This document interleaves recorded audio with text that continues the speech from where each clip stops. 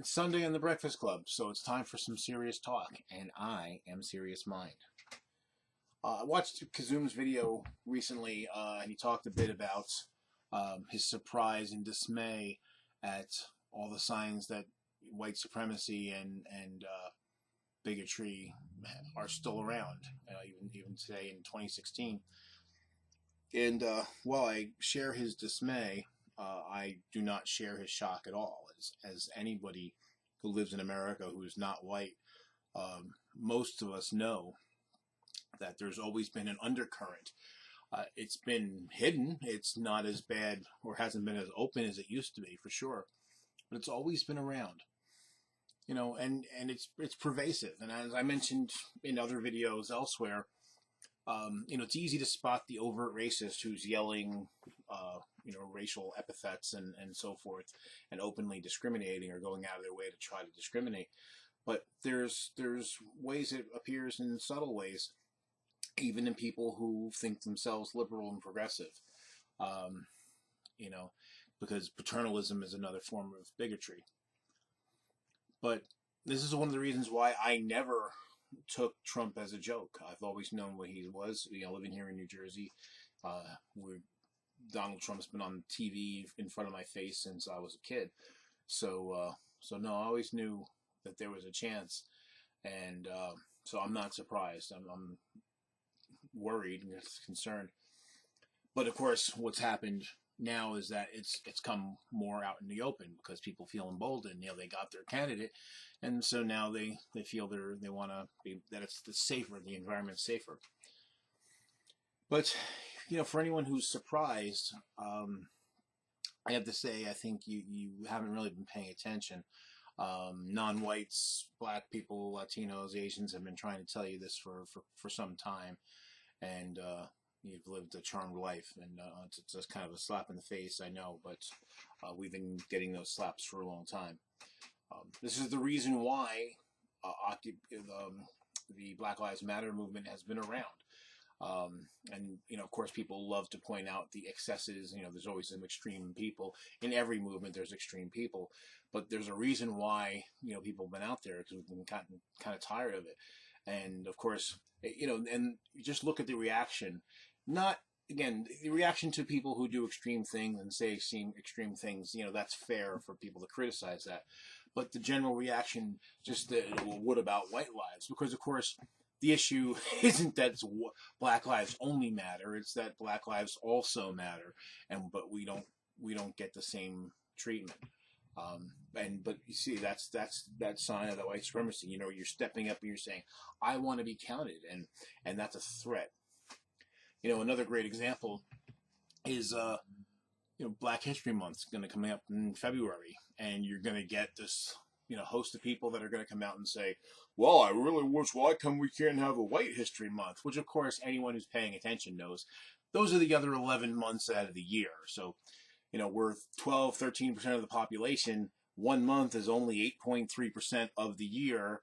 And we don't even get all of that because, during Black History Month, Black history isn't the only thing that's discussed. And we probably get about 3/5, if you get my meaning. So here it is, we're getting, maybe 6% of the airtime, but we're 13% of the population. And people begrudge us even that. There's a movie coming out. I saw the preview for it today where it's talking about the John Glenn's suborbital flight and all the calculations that were involved, and that there were a group of black women who did most of the computations. And I'm sure there's going to be all sorts of people, calling this political correctness, which is crazy. Of course, it's a movie about people, and it's not, it's not like we're changed any characters to be black to assuage some group or another. This is about real people that actually existed and contributed to American life. But just simply the fact that it's going to be predominantly black cast, this is going to be deemed political correctness, gone amok, run amok, which is crazy.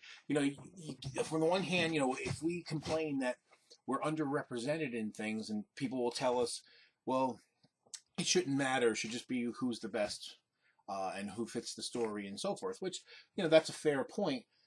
But then when we are included, and then people go nuts. Well, if it doesn't matter, if it shouldn't matter to us who's in the movie, then it shouldn't matter to people complaining about it. But this is the vestige of it. This is when when we're portrayed in any positive light.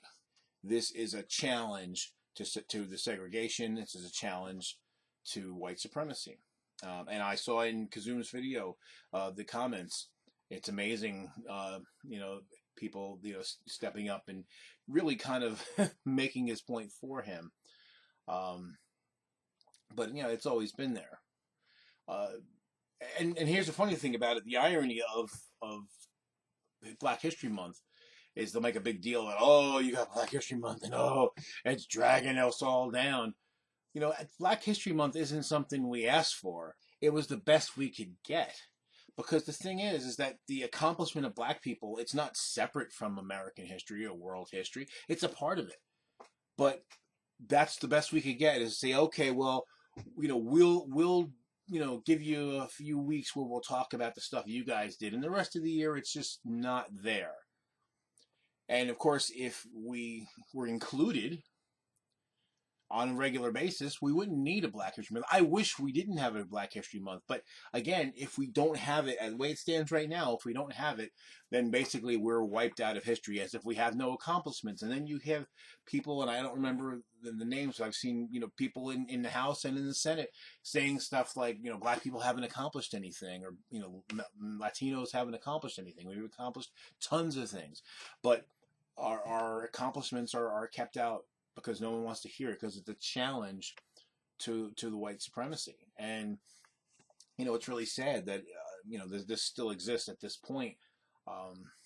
But it's just been, and this is the one danger. I will say this: the one danger of when you do kind of lambast everybody, even something who's a little bit off the rails, or a little on the edge, on the fringes there, and you start calling them a racist, it creates a seething, and then they've been kind of looking for their opportunity. Because here's the funny part about it is that, a lot of the guys that are saying this stuff, they're blue collar white guys. And, blue collar white guys have a legitimate gripe. They're kind of held back too, not by the people they think they're holding them back. They think it's black people and women and, Asians and Latinos and all this, and gay people and trans people. It's not. It's other white people, ironically. But this is all part of the multi-tier system that was set up, going all the way back to when you had African slavery and you had white indentured servitude. You create this multiple tiers, and then you tell the people in the bottom of society who you're exploiting that it's the people below them that are what's holding them back. So it keeps them fighting. And so, and I've been hoping that intersectionality, since it does take a broader view, at least theoretically speaking, would seek to try to make blue collar white men not an adversary, and kind of include them. But it's difficult because when you have people that attack any opportunity to attack the accomplishments of blacks, Latinos, women, gay people, trans people, and really kind of view it as a threat. You out there and say that putting a female character, or having an all-female cast for Ghostbusters, of that destroyed your childhood. This over-the-top ridiculous rhetoric. And if you want to complain that maybe that was a little bit of political correctness, sure, but to kind of go to that nth degree, but it's really nothing's really changed, not as much as we would like to think. And unfortunately, with this election, we've regressed quite a bit, and it's all out in the open now. So I guess all we can do is continue to challenge it. But if we can find a way to reach out to blue collar white guys and explain, no, we don't think you're the enemy.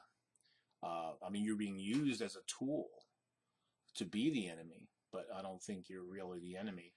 I think, we have a lot more in common than you would like to acknowledge, and maybe that's what makes you angry. But, if you joined us, we can go after the people who are really holding us all back. Because in the United States, I'm a black man who's educated. I got an IQ, depending on the IQ test you believe or trust, somewhere between 140 and 160, and it doesn't matter. In certain contexts, the police are going to still treat me as a born suspect. When I go into supermarkets and go into clothing stores, I get treated as a suspect. There's been famous black men who have been treated as a suspect trying to buy things in the store with their own credit cards. So, sorry to liberals who were surprised to wake you out of your little fantasy land, but this isn't no. And I don't know when or if it'll get better.